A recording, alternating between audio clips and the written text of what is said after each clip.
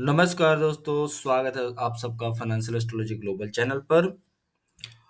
आज है 6 मई 2025 और आज हम बात करने वाले हैं निफ्टी के इंट्राडे मूवमेंट के बारे में, जहां पे फाइनेंशियल एस्ट्रोलॉजी और थोड़ी बहुत टेक्निकल चार्ट्स को एनालाइज करके हम ये एनालिसिस पे बात करते हैं। ठीक है, तो फाइनेंशियल एस्ट्रोलॉजी के हिसाब से आज मून जेमिनी में है, ट्रांजिट कर रहा है, जिसका डायरेक्ट असर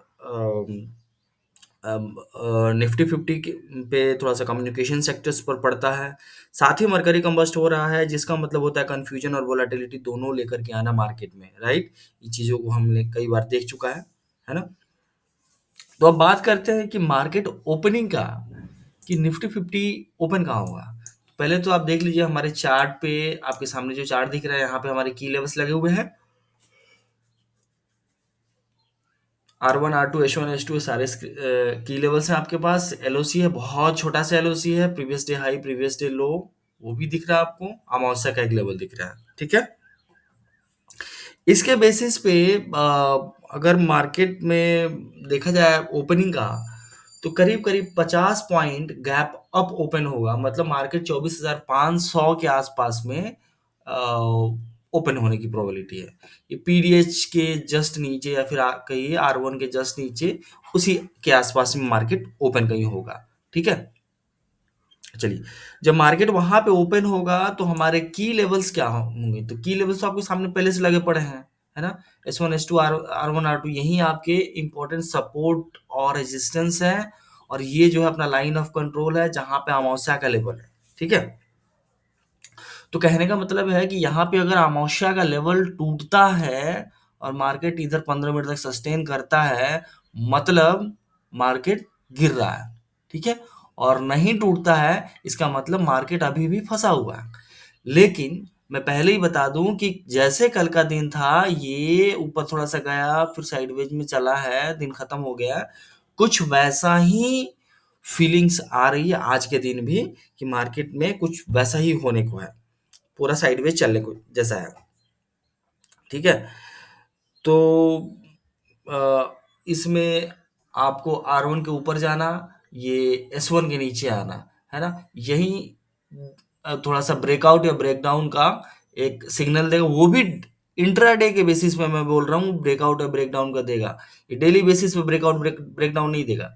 अगर ये टूटता है तो इंट्राडे बेसिस पे मार्केट गिरेगा या फिर मार्केट चढ़ने का कोशिश करेगा, ठीक है। निफ्टी में आप मैक्सिमम प्रीमियम कैप्चर करना चाहते हैं, तो आप एट द मनी बेच करके थोड़ा सा होल्ड कीजिए। और सेफ गेम गेम खेलना चाहते हैं तो आप ये वाला रेंज पकड़ लीजिए, ये ऊपर R2 का नीचे S2 का रेंज पकड़ के आप निफ्टी में सेल कर लीजिए, ठीक है। ओके, अब हम बात करते हैं इसमें जैसे कि हमें कौन सी लेवल सेल करनी चाहिए। तो लेवल्स की बात अगर हम करें तो यहाँ ऊपर निफ्टी 600 या निफ्टी 550 भी पकड़ सकते हैं आप, और नीचे निफ्टी 400 के आसपास में, 24,400 के आसपास में आप निफ्टी को नीचे से पकड़ सकते हैं, ठीक है। देखिए, मून और मरकरी के कॉम्बिनेशंस के चलते अगर आज देखा जाए तो पैसेंस रखना बहुत जरूरी है मार्केट में। ओवर ट्रेडिंग से आप लोग बचे और सिर्फ कंफर्म लेवल पर ही पोजीशंस बनाएं, अदरवाइज पोजीशंस ना बनाएं। मार्केट नहीं समझ में आता है, पोजीशन बनाने की जरूरत नहीं है। मार्केट समझ में आता है तो पोजीशन बनाएं, ठीक है।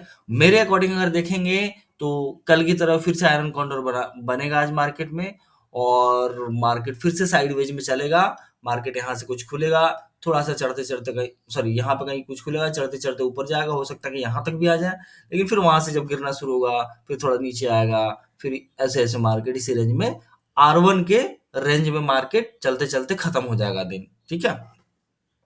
तो आयरन कॉन्ट्रैक्ट बनाते हैं तो आप सेफ जोन में रहेंगे मेरे अकॉर्डिंग, ठीक है। चलिए देखते हैं कि हम आयरन कॉन्ट्रैक्ट में क्या लेवल्स बनाएंगे।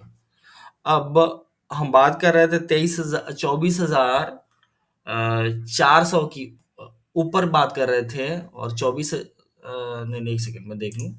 ये लेवल था हमारा 24,550 का, हम यहाँ सेल कर सकते हैं, और 400 का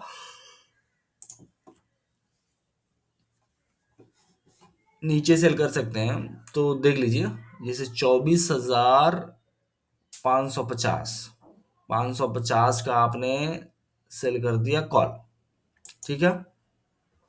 और इधर बेच दिया आपने 24,400 का पुट, ठीक है?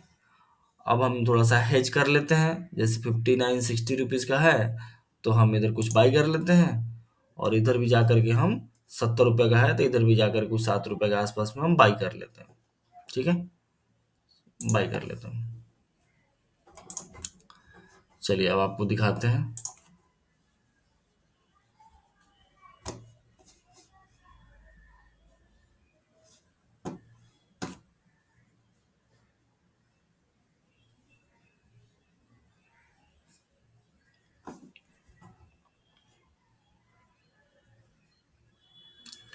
ठीक है, अब ये हो गया आपका एक छोटे से रेंज का मार्केट बनता है, ठीक है? अब आपने इसको हेज भी कर दिया, इसको एक लॉट में लेकर के आप चल रहे हैं तो एक्सपायरी तक आपको 5% मिलेगा, लेकिन स्मार्ट गेम खेलेंगे तो दिन में आप 5% लेके चले जाएंगे। अब वो स्मार्ट गेम कैसे खेलेंगे? वो स्मार्ट गेम खेलने के लिए जैसे आपने आयरन कॉन्डोर बनाया और आयरन कॉन्डोर का आपको प्रीमियम मिल रहा है, एक साइड में आपको प्रीमियम मिल रहा है 59 मतलब 60 रुपीज, दूसरे साइड में मिल रहा है आपको 70 रुपीज, ठीक है? अब 60-70 रुपीज का मतलब आपको दिन में कितना चाहिए? इस 60-70 रुपीज में से आपको 25-30 रुपए मिल रहा है तो आप मतलब ग्रेट है। मेरे हिसाब से आप ग्रेट है, तो आप देखते रहिए, जिस साइड में जब भी 25-30 रुपए मिल जाए आपको उस टाइम आप निकल जाइए। आप उसको होल्ड करके मत चलिए कि जीरो हो जाएगा, आज कभी जीरो नहीं होगा, वो 30-25 होगा, फिर उसके बाद 100 भी जा सकता है। तो आप उसका वेट कीजिए, देखिए जैसे जैसे 25-30 पॉइंट मिलता है दोनों साइड में आप लेके निकलते रहिए टाइम टू टाइम। बस यही तो है आज का गेम, ठीक है?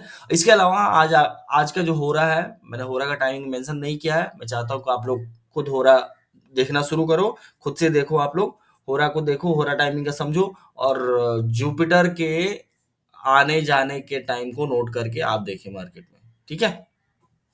चलिए, तो ये हो गई आज की एनालिसिस। अगर आपको ये एनालिसिस पसंद आई हो तो फिर मिलेंगे नेक्स्ट वीडियो में, तब तक के लिए हैप्पी ट्रेडिंग। Thank you.